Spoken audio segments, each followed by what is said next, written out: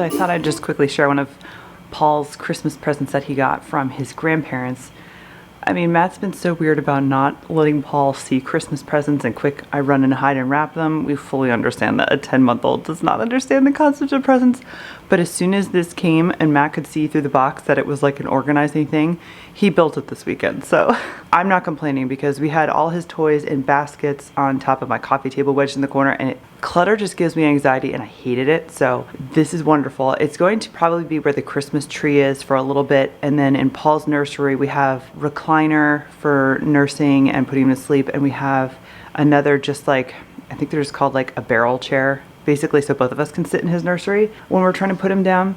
So once those are removed, there'll be more room. And then I'm going to put this in his nursery, but it is just, I have a feeling the theme for 2021 for me is going to be organizing. So Paul is still sleeping, and I thought I would take this couple minutes that I have to do some meal planning for the week. It is Christmas week, so it's going to be a little different. And I also have this book out. I finished this book last night. What I'd been doing, because Vlogmas can be a little intense, I don't edit my videos till Paul goes to sleep, so sometimes that's late, like 10, 11. So just to kind of like decompress, because I can't really go from like staring at my computer to sleep. I just don't function that way. I've been reading, like, telling myself at least 1-2 chapters, and it does help me kind of like get a little sleepy. So I plowed through this and finally finished this. And then this is my horribly written one. Let me show you a plain sheet one. This is what I use, is the Erin, I don't say her name correctly, Erin Condren. She makes planners, and I had gotten this last year. It's not a meal planning thing, but it's just like a piece of paper pad that has all the days of the week, and then Matt put a bazillion magnets on the back of it because I wanted to reuse it. I got this when I still worked. I used to work remote before all this COVID stuff happened, and it was just to help me stay organized with meetings and stuff. So I've recycled it for meal planning. And then I just write what I want to make this week on a day, depending if something was like, you know, if I knew something was going to go bad, I'll put it earlier in the week. But I don't really 100% stick to this.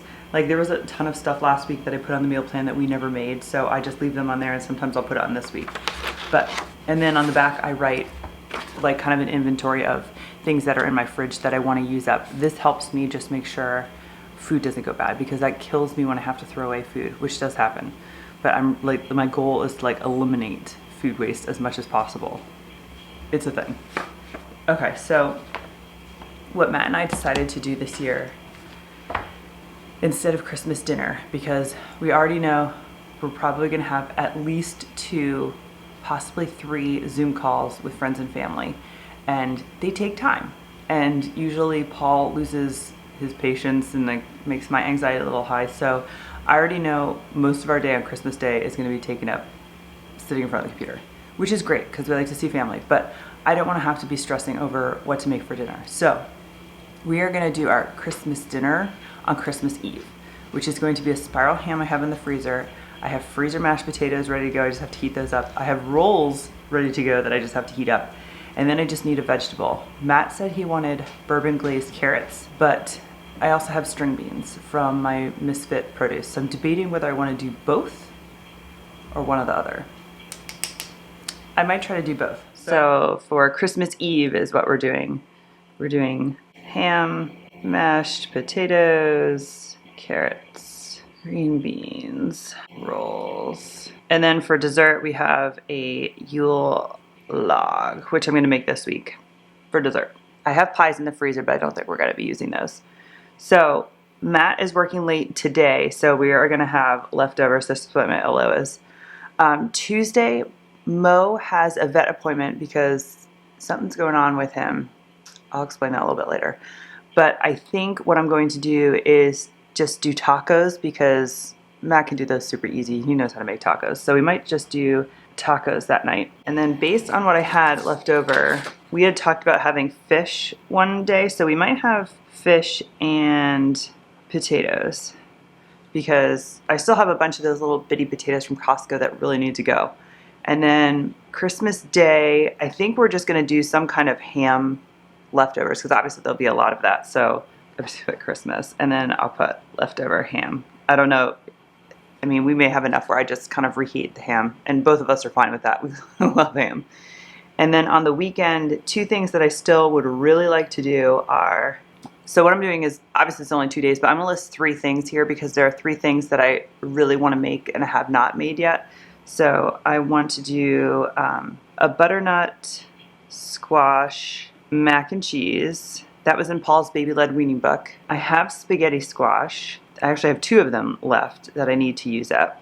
And then the other one is this impossibly easy dinners. There's like 3 of them that I printed out. Impossibly easy beef dinner, chicken dinner. They're essentially using Bisquick, which I have a massive amount of. So I'm just listing all 3 and then I'll probably choose one. So I'm gonna put this back on the fridge. I can hear little Paul. He is awake, so I'm gonna go grab him. We're gonna have breakfast and then we are making cinnamon rolls today. So we'll be back. Okay, so morning nap is done. I'm getting ready to make the Pioneer Woman cinnamon rolls. That was my oven. It is ready to go. So the instructions yesterday, in yesterday's video, I made the dough. It looks amazing. It's been sitting in the fridge overnight, so it's doubled. I've just let it sit on the counter here as I was chopping up an orange for Paul's lunch, cooking his little cauliflower nuggets and my pizza off to the side. So it's been out here for about like 15 minutes getting room temp. And in her directions, she says, and I quote, "The filling is plenty of melted butter." Thanks, Ree. What does that mean? So I took out, again, I'm having her recipe. I took out 3/4 of a cup, which is a stick and a quarter, because I'm going to use it to also grease my pans. So I have an aluminum pan because I'm going to give some to friends, and then 2 of my Pyrex. So we'll have one for now, or one for Christmas, and then another one in the freezer for, I don't know, New Year's or whenever. But I'm going to use some of that butter to grease those pans. So we'll see if that's enough. If not, I'll just melt some more. And then she said a cup of sugar. So I have my sugar, I have some flour, and then of course cinnamon. And it just says a generous sprinkling of cinnamon. I guess that's to taste. I love cinnamon, so I'm going to use a ton. You don't have to use that much if you don't want to. So like I said, I love this recipe because it just makes it so much easier. You can do it over a couple days. She said you can leave the dough in the fridge for up to 3 days. I made it yesterday, so it's only been there in a day. So now all I have to do is roll it out, spread the melted butter, the sugar, the cinnamon, roll it up, chomp it into buns, put them in the pans, and then what does it say? Then you want them to rise 20 minutes, and then you bake at 375 for 15 to 20 minutes. So you can see it's pretty easy if you like chop up this whole process, because otherwise cinnamon rolls can be kind of time consuming. Paul's hungry. Let me get him seated, get him some lunch, and then I'll move the camera closer so hopefully you can hear me better. Okay, so I'm getting ready to start this. So I'm gonna flip you around and just turn some Christmas music on. What I'm gonna do is roll this out to, I think she said 30 inches by 10 inches. She said in her recipe it would be very thin. Then I'm going to drizzle and rub the melted butter all over the top and then sprinkle a cup of just white sugar. And I watched one of her videos on YouTube where she was making these, and she said she puts enough sugar in there until it just stops dissolving in the butter. Then dust the whole top of cinnamon. I'm going to roll it up. Sorry, and I'm going to cut it into 1/2-inch slices, which to me seems very thin for cinnamon rolls, but that's probably why they have such a quick rise, second rise, and a quick bake. I'm just gonna stick to her recipe for now. I've only made this recipe once before, and I remember it being really good. I don't want to mess with it too much. So that does make a lot of buns, but they're very thin. So I'm kind of hoping, I have 3 pans. I'm kind of sort of hoping that there's enough for like a small pan so I can make one and eat it like now. I know Matt would love that, but we'll see. So let me get started.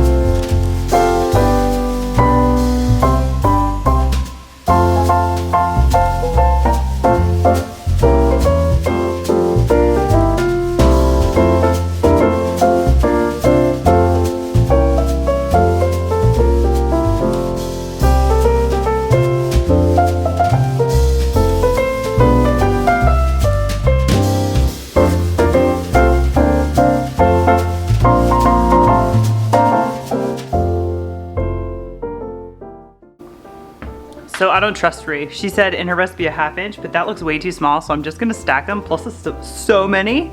So I cut them a 1/2 inch, but really next time I'm gonna do an inch, so I'm just stacking the two. It'll be fine. So this is why I love baking so much, because you can do, it's your kitchen, you can do whatever you want, make things up on the fly like I do. And then what I'm going to do is make a notation in my recipe, because I am positive last year I made 3 tins of cinnamon rolls, so I must have also cut them an inch thick. This is probably the prettiest one, second prettiest one, and then this one just had kind of like the misfits. So now I put tea towels on them, let them rise for 20 minutes. Since I did make these bigger than Ree's, I'm just gonna pay attention to them. They might need a little bit more than 20 minutes, but I'm just gonna lay them on the stove, clean all this up, clean Paul up because he's got mandarin oranges all over the place. And then I'm gonna shove them in the oven. 375 for 15 to 20 minutes. And while they're in the oven, I'm gonna make the glaze.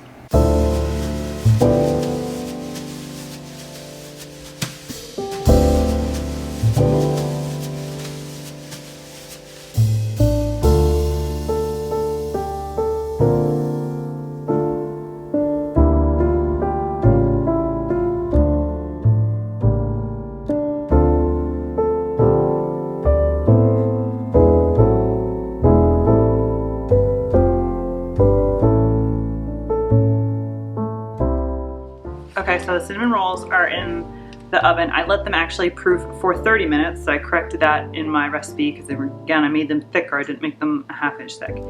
They've been cooking for 10 minutes. I have 3 pans in there. So after 10 minutes, I just kind of swapped everybody around, put it in for another 10 minutes. So we'll see how that goes. And then for her frosting or icing, this looks delicious. She does a maple frosting, which is a bag of powdered sugar, 2 teaspoons of maple flavoring, 1/2 cup of milk, 1/4 cup melted butter, 1/4 cup of brewed coffee, and 1/8 of a teaspoon of salt. That sounds amazing, but Matt does not like maple, so I know I couldn't do that. I also don't have maple flavoring, and I figured I'll just make it simple. I'll just make just a straight vanilla one. So since she says 1 bag of powdered sugar, I don't buy powdered sugar. I don't even know what size bag she's talking about, so I'm gonna measure it out. The liquid, the milk, melted butter, and coffee is a cup in the recipe. I'm having everything. So I'm gonna start with a 1/2 cup, and I think I'm just gonna use 1/2 and 1/2. I don't feel like melting butter anymore. So I'm gonna start with a 1/2 cup of liquid in my Pyrex, and then I'm just gonna put a cup of powdered sugar in at a time till it makes the consistency I want, and then write it in my recipe. So let me show you what I'm doing. I'm gonna make the icing, and then as soon as, because she says the icing should be somewhat thick but still pourable, and immediately drizzle the icing over the top of the hot buns. Okay, so I wanna make sure that's ready for when these guys come out. So let me zoom in so you can see what I'm doing.